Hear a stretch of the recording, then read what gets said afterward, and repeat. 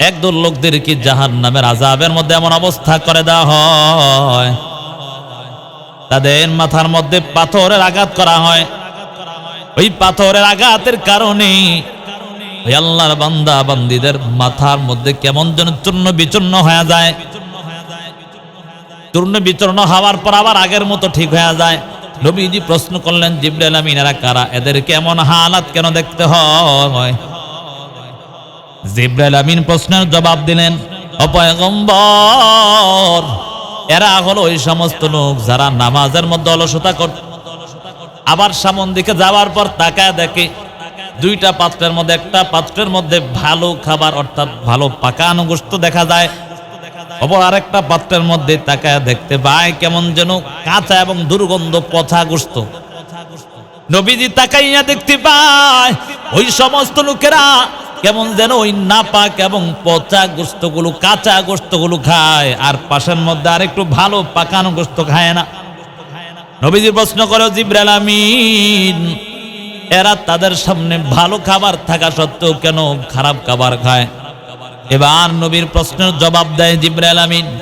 জিবরাইল আমিন বলে, ও পয়গম্বর, এরা হলো ওই সমস্ত লোক যারা দুনিয়ার জমিনে থাকা অবস্থায় তাদের হালাল বৈধ স্বামী স্ত্রী আছে, মানে বিবাহ করছে। কি করছে? বিবাহ করছে। হালাল বৈধ স্বামী আছে, কারো স্ত্রী আছে। ওই নাফরমানের দলেরা দুনিয়ার জমিনে থাকা অবস্থায় স্বামী থাকা সত্ত্বেও অন্যের সাথে পরকীয়ায় লিপ্ত হয়। আবার কিছু আল্লাহর বান্দা আছে, স্ত্রী থাকা সত্ত্বেও অন্য নারীর সাথে কেমন যেন পরকীয়ায় লিপ্ত আছে না নাই? আসেনি এমন? অভাব নাই। হায়রে কপাল ফোড়া, সাবধান। নবীজি বলেন, আমি তাকায়া দেখি ওই সমস্ত লোকদেরকে আল্লাহ এই পচা দুর্গন্ধ যাবত এমন খাবারগুলো খাওয়াই। নবীজি যখন জাহান্নামের কিনারার দিকে আস্তে আস্তে করে গেলেন, তখন একদল লোকদেরকে আমাদের মনে আছে তাকায়া দেখলো যে নবীজি তাদের চেহারাগুলোর মধ্যে নখ দ্বারা আসলাচ্ছে এমন ভাবে, আর চেহারাগুলোর গোশতগুলো নখের দ্বারা উঠে আসছে। নবীজি এমন অবস্থা দেখার পর প্রশ্ন করলেন জিবরাইল আমিনকে, এ জিবরাইল বলো এরা কারা? এবার আল্লাহ কোরআনের ভাষায় বলে, ওয়ালা তাজাসসু ওয়ালা ইয়াগতাব বা'দুকুম বা'দা আইয়ুহিব্বু আহাদুকুম আইয়াকুলা লাহমা আখিহি মাইতান ফাকারিহতুমু। তোমরা কি কেউ তোমাদের ভাইয়ের গোশত খাওয়া পছন্দ করবে? তোমরা একে অপরের দুশ্চর্চা করো না, অর্থাৎ গীবত করো না। বলে কেন? তোমরা কি কেউ তোমাদের মৃত ভাইয়ের গোশত খাওয়া পছন্দ করবে? বলে বস্তুত কেউ পছন্দ করবে না, এটা ঘৃণিত কাজ। অতএব কেউ যদি কারো গীবত শেকায়েত করে তাহলে মনে হয় যেন সে তার মরা ভাইয়ের গোশত খায়। নাউজুবিল্লাহ। তাই কি আমার কথা? আল্লাহ কোরআনের স্বয়ং নিজে বলছে। তাহলে বোঝা গেল আমরা এই গীবতটাকে একবারে সর্বসাধারণ মনে করি, ঠিক না বাবা? একবারে সাধারণ একটা গুনাহ মনে করি, অথচ কবিরা গুনাহ, মারাত্মক। এই গুনাহটা জিনার চেয়েও মারাত্মক, চিন্তা করা যায়? এত বড় মারাত্মক লেভেলের গুনাহ আমি আর আপনি হার হাল, আমি আপনাকে কি বলবো, আমার মতো ইমাম সাহেব বলি, একটু কল্পনাও করি না আমরা গীবত গুনাহ করতেছি। এজন্য অপরের দুশ্চর্চায় লিপ্ত থাকার সুযোগ আমার আর আপনার কারো নাই। কথা বলেন আছে? যে দোষ করবে তারটা তার ব্যাপার, তবে বুঝাইতে পারলে বোঝানো যায়, কিন্তু তার পিছনে গিয়ে সমালোচনা অর্থাৎ গীবত করার কোনো সুযোগ কাহারও নাই। এজন্য আল্লাহর নবী যখন দেখলেন এমন একটা অবস্থা, তাদের চেহারাগুলো এভাবে নখ দ্বারা আসলাচ্ছে, তার চেহারার গোশতগুলো আবার আগের মতো আগের জায়গায় ফিট হচ্ছে, আবার এভাবে আসলাচ্ছে, নবীজি বললেন এরা কারা? বলে এরা হলো দুনিয়ার জমিনে থাইকা মানুষের গীবত শেকায়েত করত, পরনিন্দা করত, মানুষের দোষ চর্চায় লিপ্ত থাকত। এজন্য আল্লাহ তাদেরকে আযাব দিয়েছে। সকলে বলে নাউজুবিল্লাহ। এজন্য গীবত করা যাবে? মানুষের গীবত করা যাবে? কখনো না। বিশ্বনবী সরকার দো আলম সাইয়্যিদুল মুরসালিন জনাব মুহাম্মদুর রাসূলুল্লাহ সাল্লাল্লাহু আলাইহি ওয়া আলিহি ওয়াসাল্লাম যখন এমন ভাবে জাহান্নামের কিনারা দিয়া হাঁটতেছেন, তাকায় তাকায় দেখতে পায় আরেক দল লোকদেরকে তারা রক্তের দুনিয়ার মধ্যে হাবুডুবু খায় এবং পাথরকে লোকমা বানায় বানায় খায়। আল্লাহর নবী প্রশ্ন করলেন, এই সমস্ত লোক কারা যাদের রক্ত দুনিয়ার মধ্যে হাবুডুবু খায়? নবীজির প্রশ্নের জবাবে জিবরাইল আমিন বললেন, ও পয়গম্বর, এরা হলো ওই সমস্ত লোক যারা দুনিয়ার জমিনে থেকে সুদ ঘুষ খাইতো, মানুষের রক্ত পানি করার টাকাগুলো দ্বারা তারা সুদের খাতায় নাম লেখাইতো।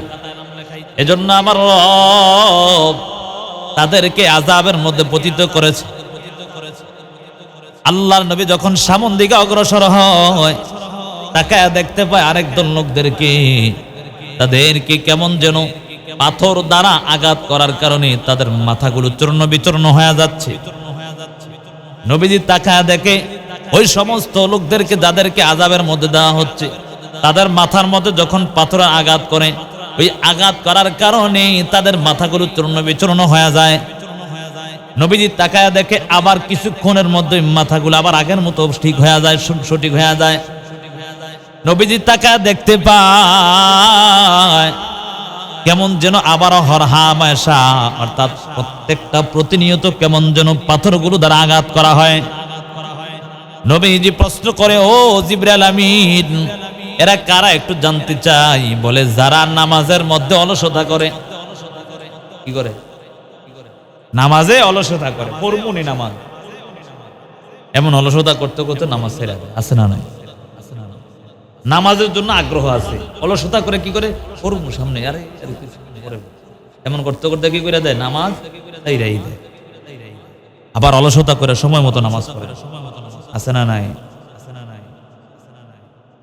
হায় রে কপাল পড়ার দল, নামাজ ছেড়ে দিলি একটাবার শরীর লাগেও না।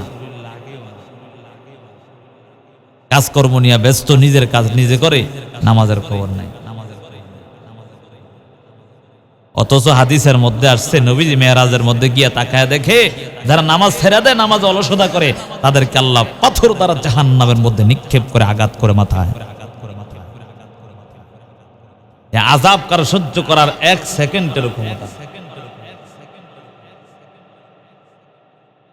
এজন্য আল্লাহ তাআলার কাছে দোয়া করি, আল্লাহ যেন প্রত্যেককে 5 ওয়াক্ত নামাজ সময় মতো আদায় করার তৌফিক দেয়। সকলে বলি আমিন।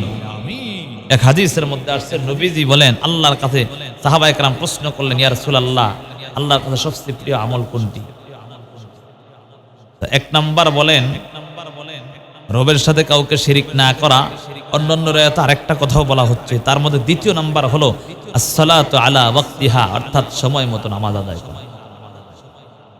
এই নামাজের ব্যাপারে কত গুরুত্ব দিয়েছেন। আল্লাহর কাছে প্রিয় ইবাদতের মধ্যে একটা হলো সময় মতো নামাজ আদায়। অথচ ডাক দেই নামাজ পড়তে আসেন, হুজুর আসতেছি, কালকে তো বলেন আসেনি? হ্যাঁ, আপনি যে কালকে বাঁচবেন এর কোনো গ্যারান্টি আছে? হ্যাঁ, আজকে কথা বলি, আগামীকাল এমন তো হইতে পারে আপনাকে ইমাম সাহেব নাই, দুনিয়া থেকে বিদায় নিয়েছে, তাই না? মৃত্যুর কোনো বয়স আছে? কোনো বয়স।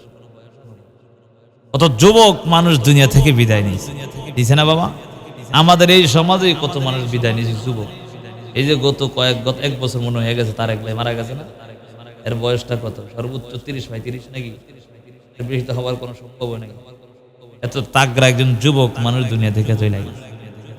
কেউ কি কল্পনা করছে তার জীবনে আশা ছিল সে আরো কমপক্ষে 20-30 বছর বাঁচবে? ঠিক না? এটা তো একটা আশা, আমারও আশা। কেউ চায় না দুনিয়া থেকে বিদায় নিয়ে, কেউ চায়?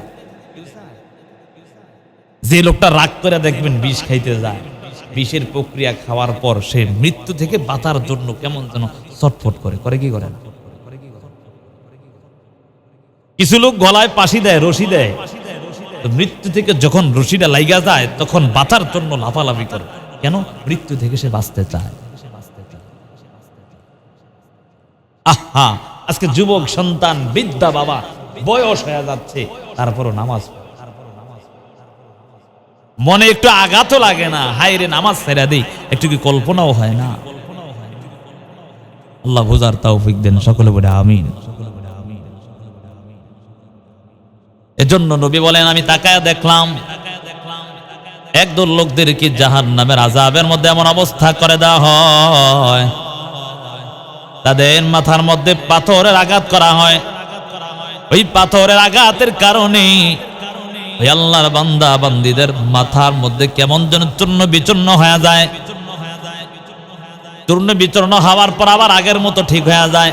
নবীজি প্রশ্ন করলেন, জিবরাইল আমিন এরা কারা? এদের কেমন হালাত কেন দেখতে হয়? জিবরাইল আমিন প্রশ্নের জবাব দিলেন, ও পয়গম্বর, এরা হলো ওই সমস্ত লোক যারা নামাজের মধ্যে অলসতা করত, আবার সামন দিকে যাওয়ার পর তাকায় দেখে দুইটা পাত্রের মধ্যে একটা পাত্রের মধ্যে ভালো খাবার অর্থাৎ ভালো পাকানো গোশত দেখা যায়, অপর আরেকটা পাত্রের মধ্যে তাকায় দেখতে পায় কেমন যেন কাঁচা এবং দুর্গন্ধ পচা গোশত। নবীজি তাকাইয়া দেখতে পায় ওই সমস্ত লোকেরা কেমন যেন ওই নাপাক এবং পচা গোশতগুলো, কাঁচা গোশতগুলো খায়, আর পাশের মধ্যে আরেকটু ভালো পাকানো গোশত খায় না। নবীজি প্রশ্ন করে, জিবরাইল আমিন এরা তাদের সামনে ভালো খাবার থাকা সত্ত্বেও কেন খারাপ খাবার খায়? এবার নবীর প্রশ্নের জবাব দেয় জিবরাইল আমিন। জিবরাইল আমিন বলে, ও পয়গম্বর, এরা হলো ওই সমস্ত লোক যারা দুনিয়ার জমিনে থাকা অবস্থায় তাদের হালাল বৈধ স্বামী স্ত্রী আছে, মানে বিবাহ করছে। কি করছে? বিবাহ করছে, হালাল বৈধ স্বামী আছে, কারো স্ত্রী আছে। ওই নাফরমানের দলেরা দুনিয়ার জমিনে থাকা অবস্থায় স্বামী থাকা সত্ত্বেও অন্যের সাথে পরকীয়ায় লিপ্ত হয়। আবার কিছু আল্লাহর বান্দা আছে, স্ত্রী থাকা সত্ত্বেও অন্য নারীর সাথে কেমন যেন পরকীয়ায় লিপ্ত আছে না নাই? আসেনি এমন? অভাব নাই।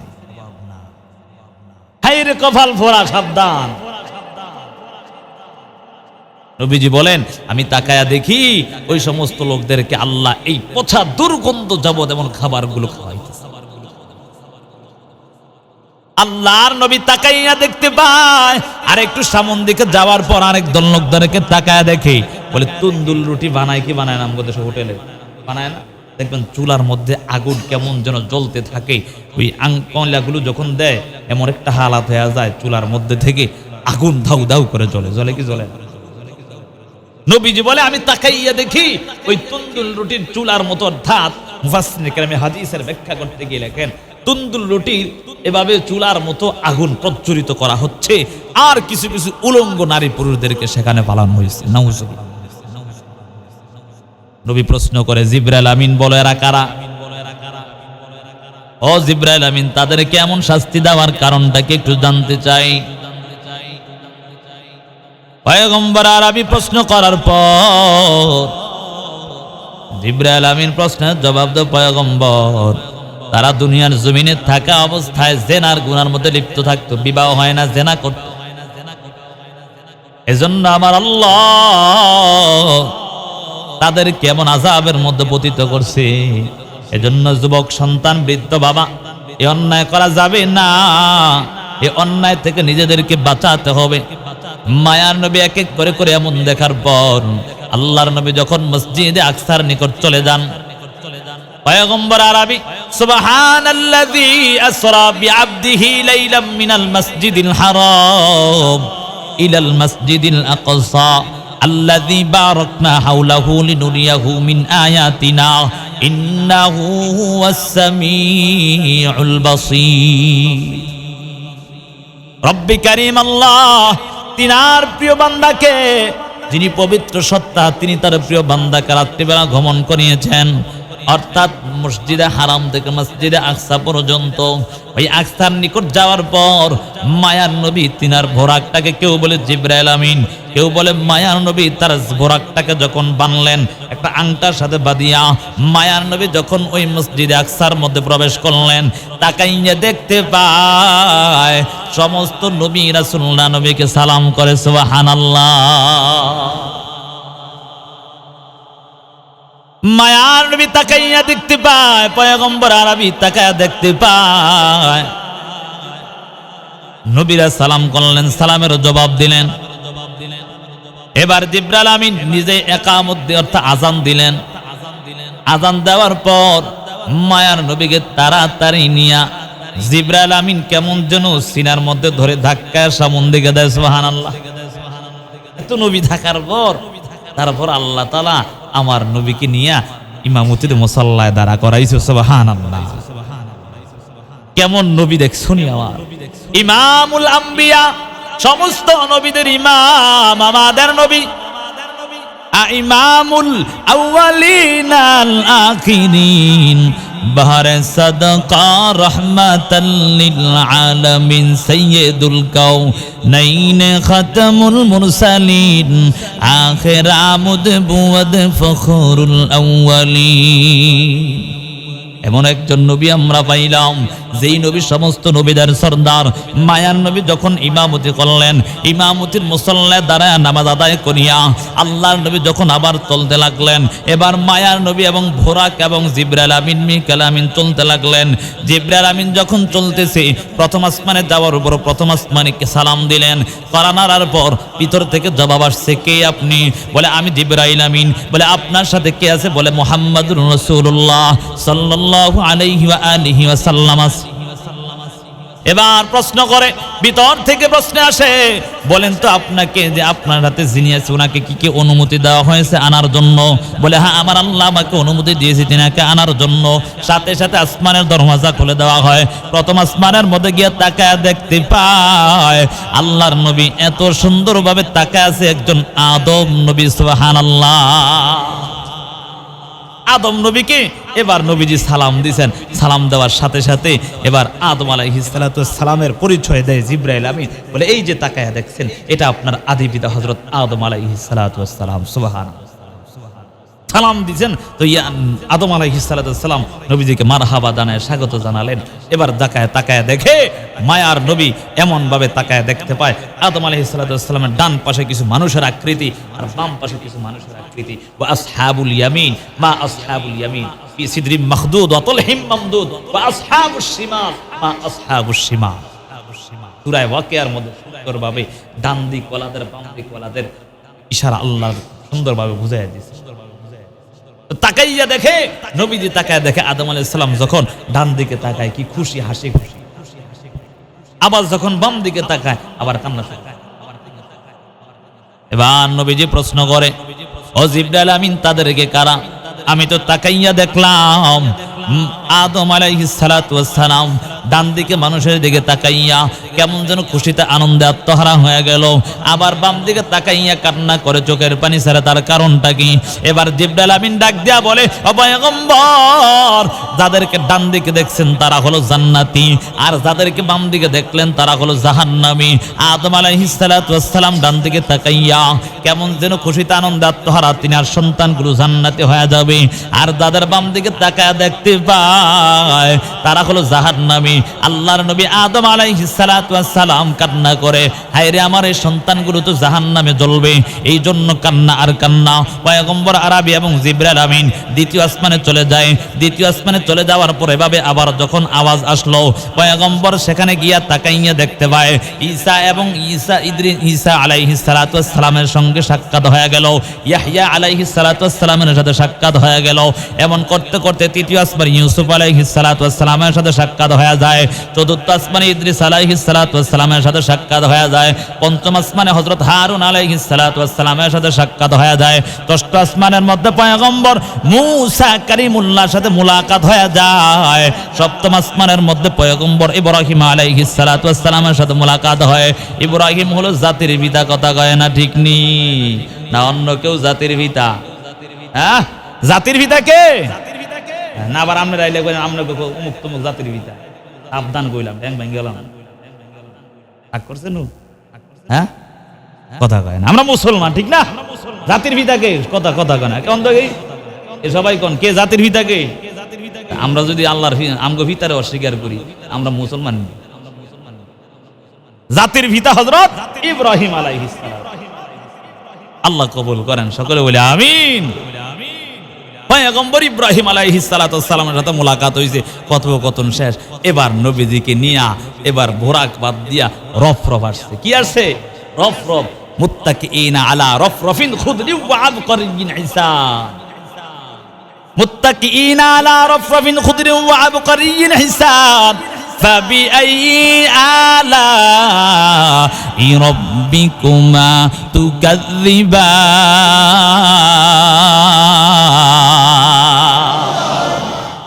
আল্লাহর নবীকে রফরফ আইসা, অর্থাৎ এটা এমন একটা জিনিস, সবুজ কেমন যেন এমন একটা বিছানা যেটা সুগন্ধিময়, ওই জান্নাতের একটা বিছানা আল্লাহ তাআলার নবীর কাছে এসে হাজির হয়েছে। এবার নবীর কাছে আসার পর আল্লাহ তাআলা, আল্লাহর নবী মাঝখানে অনেক কিছু আছে, সব সাইরা দিয়ে সামনে যাইতে, বুঝেন তো, বুঝানোর জন্য। মায়ার নবী যখন রফরফের মধ্যে উঠলেন, এবার জিবরাইল আমিন কয়, হুজুর এবার আমি যাই দিতাম না, আমরা দাম সুবহানাল্লাহ বলবেন না, অর্থাৎ সিদরাতুল মুনতাহার কাছে গেল। ইনদা সিদরাতুল মুনতাহা ইনদাহা জান্নাতুল মাওয়া ইয ইয়াগশা সিদরাতা মা ইয়াগশা মা যাগাল বাসার ওয়া মা তাগা লাকাদ রাআ মিন আয়াতি রাব্বিহিল কুবরা। মায়ার নবী সিদরাতুল মুনতাহার কাছে চলে গেলেন। এবার নবীজি যখন জান্নাত সবকিছু ভ্রমণ করলেন, ভ্রমণ করার পর এবার মায়ার নবী যখন চলতেছেন, তাকাইয়া দেখে যখন রফরফটা আসলেন, এবার নবীকে জিবরাইল আমিন বলে, নবী আমি যাইতে পারবো না, কারণ আমি যদি আর একটা পা সামন দিকে অগ্রসর হই, আমার একটা ডানাও আর আমার সাথে থাকবে না। সুবহানাল্লাহ। কিতাবের মধ্যে পাওয়া যায় পয়গম্বর আরবি ওই দিন জিবরাইল আমিনের পুরা আকার আকৃতিটা আল্লাহর নবী দেখছে। সুবহানাল্লাহ। 600 ডানা কেমন যেন মিলিয়া মায়ার নবীর সামনে ভাবে উপস্থাপন করলেন। আল্লাহর নবী তাকাইয়া দেখতে পায় জিবরাইল আমিনের বডিটা মনে হয় পুরা দুনিয়াটারে ঘিরা ফেলছে। সুবহানাল্লাহ।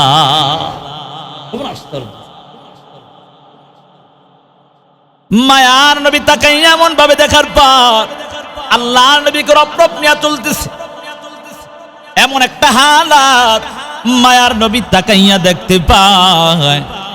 এমন বোধ এর মধ্যে অনেক অনেক বড় বড় নজির দেখতে পাইলেন।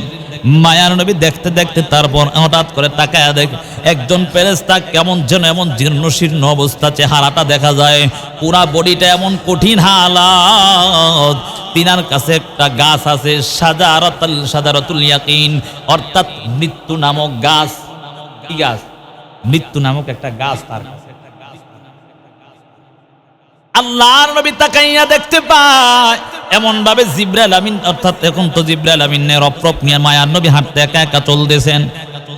মায়ার নবী ওই ফেরেশতা দেখার পর সালাম দিলেন। সালাম দেওয়ার পর কেমন যেন মাথা নাড়ায় সালামের জবাব দিলেন, কিন্তু নবীর দিকে তাকায় না, এমন ব্যস্ত হয়ে আছে। নবীজি যখন তাকায় না, নবীজি সামন দিকে অগ্রসর হবেন, এমন হালতে তাকাইয়া দেখতে পায় পয়গম্বর আরবি সাল্লাল্লাহু আলাইহি ওয়াসাল্লাম, সাথে সাথে আজরাইল আলাইহিস সালাতু ওয়াস সালাম তিনার সালামের জবাব দিয়ে আবার তিনার সাথে কথোপকথন শুরু করলেন। সুবহানাল্লাহ। যারা দেখছেন ঘাম অবস্থায় কেমন যেন এমন দীর্ঘশীর্ণ একটা হালাত, এমন অবস্থা তিনি হলেন আজরাইল আলাইহিস সালাম।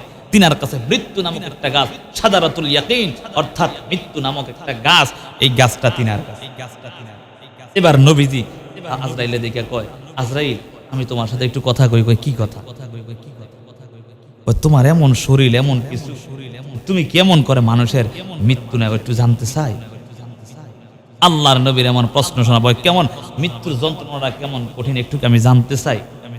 এবার প্রশ্ন করার পর এবার আজরাইল কয়, ইয়া রাসূলুল্লাহ আমি তো আর এভাবে বলতে পারি না, তবে আল্লাহ তাআলা একজন নবী তিনার ইদ্রিস আলাইহিস সালাতু ওয়াস সালামকে দুনিয়া থেকে মৃত্যুর স্বাদ দিয়েছিলেন। কি দিয়েছিলেন? কথা কয় না। মৃত্যুর স্বাদ গ্রহণ করার শক্তি আল্লাহ ইদ্রিস আলাইহিস সালাতু ওয়াস সালামকে দান করেছেন। ও পয়গম্বর, তবে ইদ্রিস আলাইহিস সালাম বলছেন যে এমন একটা হালাত মনে হয় যেন শরীর থেকে জ্যান্ত অবস্থায় চামড়াগুলো খালায়া যায়। চিন্তা করা যায় কি কঠিন অবস্থা। ও যুবক সন্তান, আজকে কেমন করে মায়ার নবীকে ভুলে গেলা? আল্লাহর নবী এমন কথা শোনার পর কেমন যেন অচেতন হয়ে এমন একটা ভাব হয়ে যায়। নবী ডাক দিয়া কয়, আমার উম্মতের কি এমন হালাত হয়ে যাবে? ওই এমন কঠিন হালাতের মধ্যে নবী উম্মতকে ভুলে না।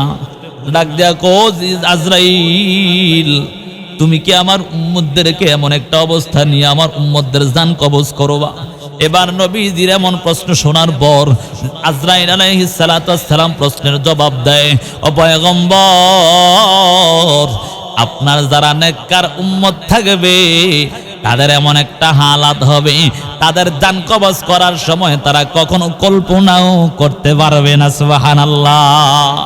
এমন হালাত হয়ে যাবে, বলে দুগ্ধ সন্তান যেমন দুধ পান করে, মায়ের স্তন থেকে দুধ পান করে, ওই দুধ পান করতে করতে হঠাৎ করে সন্তানগুলো ঘুমায়া যায়। বলে ঘুমের মধ্যে হঠাৎ করে মায়ের স্তনটা মুখ থেকে সরাইলে যেমন টেরো পায় না, আপনার যারা নেককার উম্মত থাকবে আমার আল্লাহ তাদেরকে ওই পরিমাণ কষ্টটাও পর্যন্ত দিবে না। সুবহানাল্লাহ। নবীজি এবার খুশি হয়ে গেছে। মায়ার নবী এবার ডাক দেয়, এ আজরাইল, তুমি যে একজন ফেরেশতা, এই যে এত হাজার হাজার কোটি কোটি মানুষ কেমনে জানবে? এবার নবীজির প্রশ্ন শুনা আজরাইল যে প্রশ্নের জবাব দেয়, ইয়া রাসূলুল্লাহ আমি কেমনে বলমু? এই যে তাকায় দেখেন এই গাছটার মধ্যে দুনিয়ার প্রত্যেকটা জীব জন্তুর নাম এবং ঠিকানা সবকিছু লেখা আছে। সুবহানাল্লাহ। এই গাছটার পাতার আস্তে আস্তে হলুদ হতে হতে যখন আস্তে আস্তে মৃত অর্থাৎ শুকায়া যাবে, তখন যেই লোকটার নাম ওই লোকের হায়াত শেষ। সুবহানাল্লাহ।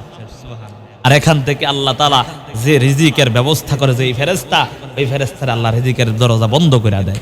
ইয়া রাসূলুল্লাহ আরেকটা সিস্টেম হলো, আমি তো হলাম আজরাইল মূল ফেরেশতা, আর আমার আন্ডারে বহু ফেরেশতা কাজ করে, আমার আন্ডারে বহু ফেরেশতা কাজ করে, অতএব আমি যখন বলি তারা ওই সাথে সাথে ওই কাজটা করে। তাহলে কি বুঝতে পারলাম? আরেকটা উদাহরণ এবার দেয়, ইয়া রাসূলুল্লাহ এই যে একটা প্লেট দেখেন, এই প্লেটের মধ্যে যদি কয়েকটা পিঁপড়া থাকে, আপনি কি হাত দ্বারা ধরতে পারবেন? হ্যাঁ অবশ্যই পারবো। এই দুনিয়াটা আমার কাছে প্লেটের মতো। সুবহানাল্লাহ। কি কয় পয়গম্বর আরবি? এই যে প্লেটটা দেখলেন, এই প্লেটের মধ্যে যেমন করে পিঁপড়া থাকলে আপনি হাত দ্বারা উঠাইতে পারবেন, পিঁপড়ার আপনার কাছে কিছুই মনে হবে না। পয়গম্বর ওই যে তাকায়া দেখেন এই পুরা দুনিয়াটা আমি আজরাইলের কাছে একটা প্লেটের মতো হাতের মুঠায়। সুবহানাল্লাহ। আমি যাকে ইচ্ছা যারে মন চায় যখন তার হায়াত শেষ হয়ে যায় সাথে সাথে এখান থেকে টান দিয়া পিঁপড়ার মতো ফালায়া দিই। পয়গম্বরে আরবি এমন ভাবে আবার চলতেছে, কেমন যেন কোনো আওয়াজ নাই, কিছুই নাই, রফ রফ চলতে চলতে কেমন একটা হালাত হয়ে গেল, নবী কিছুই শুনতে পায় না, কোনো আওয়াজ নাই, কিছু নাই। দেখবেন রাত্রে গভীর বেলা যদি একা একা চলেন, কোনো আওয়াজ কিছুই নাই, হঠাৎ ভয় লাগে কি লাগে না? মায়ার নবী যখন রফ রফ নিয়ে চলতেছেন, রফ রফের মধ্যে হেলান দিয়া বসে আছে, হেলান দিয়া বসে থাকার পর মায়ার নবী যেমন যেন একটু ভয় ভয় পায়। আল্লাহ তাআলা ডাক দেয়, পয়গম্বর আপনার ভয় পাবার কোনো দরকার নাই, আপনার রব অর্থাৎ আপনার বন্ধু আপনার কাছে হাজির আছে। সুবহানাল্লাহ। মায়ার নবী এমন একটা হালাত হয়ে যায় জানো, ও দুনিয়ার মানুষ, যারা আল্লাহকে সন্তুষ্ট করতে পারবে আমার আল্লাহ প্রত্যেকটা বান্দা বান্দীকে ওই রফ রফ নামক জান্নাতের মধ্যে বসার স্থান করে দিবে। সুবহানাল্লাহ। মুত্তাকিইনা আলা রাফরাবিন কুদরিন ওয়া আবকারিন হিসান। আল্লাহর নবী ডাক দিয়া জানায় দেয়, ও দুনিয়ার মানুষ ভালো করে শোনো, ভালো করে শুনে নাও, যারা দুনিয়ার জমিনের মধ্যে নেক আমল করিয়া আমার মালিকের সন্তুষ্টি অর্জন করতে পারবে আমার আল্লাহ তাদেরকে রফ রফ নামক জান্নাতের মধ্যে একটা বসার স্থান করে দিবেন। মায়ার নবী যখন এমন একটা হালাত হয়ে গেল, মায়ার নবী যাওয়ার পর এদিক দিয়ে আল্লাহর নবী যখন বাইতুল মামুরের কাছে গেলেন, 7 আসমান পার হওয়ার পর ওই বাইতুল মামুরটা হলো আমাদের যেমন বাইতুল্লাহ তওয়াফ করা জায়গা হলো বাইতুল্লাহ, আর বাইতুল মামুর হলো সমস্ত ফেরেশতাদের তওয়াফের স্থান।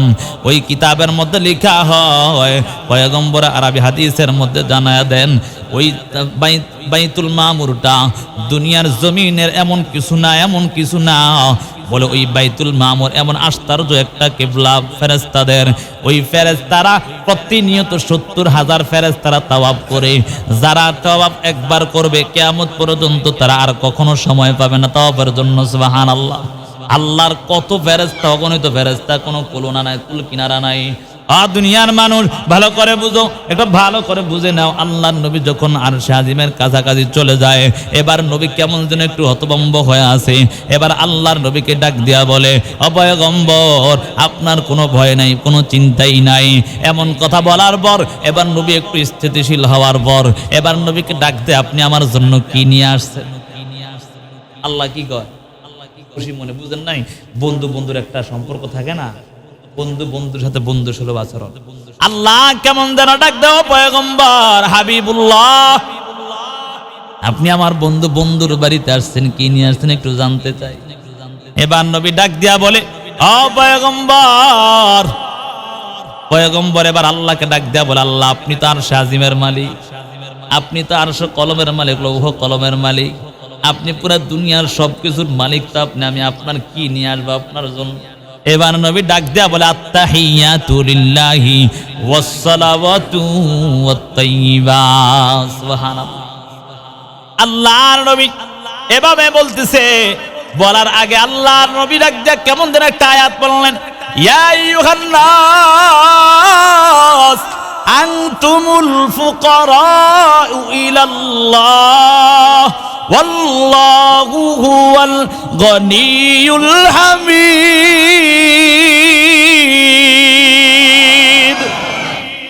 আল্লাহ বলেন, কেমন জানি আয়াতের মধ্যে বলেন, দুনিয়ার সমস্ত মানুষ হলো ফকির আর একমাত্র ধনী হলেন আমার আল্লাহ।